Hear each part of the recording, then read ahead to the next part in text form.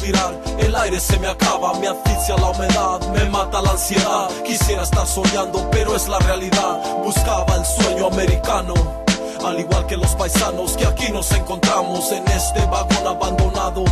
Sin luz, sin agua, 3 días ya han pasado. Una mujer con sus hijos no para de rezar, que regrese el coyote, a Dios le pide, y que si muere a sus hijos se los cuide. Cae de rodillas y en silencio se despide. Sus hijos le imploran que aguante un poco más, pero el corazón le para de vibrar. Un niño al lado mío toda la noche lloraba. Todo esto fue ayer, hoy ya no escucho nada. Es un sueño, es un sueño, es un sueño, es un sueño, es un sueño, es un sueño, es un sueño, es un sueño.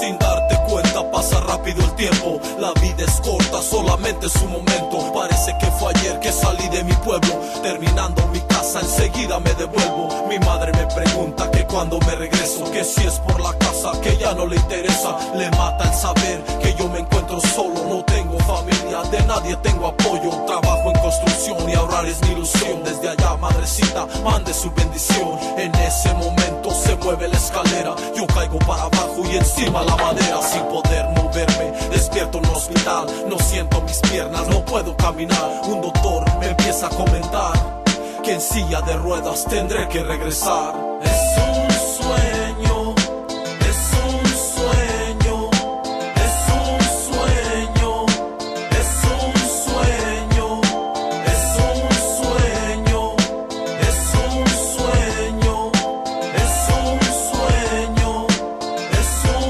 sueño. Somos 6 de familia, yo soy el menor.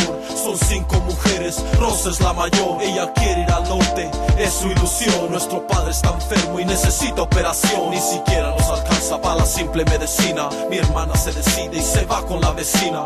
Como me lastima verla marchar. Quisiera estar grande para poderla ayudar. Han pasado 2 semanas desde que ella se fue. No sabemos nada de ella, ni dónde es donde esté.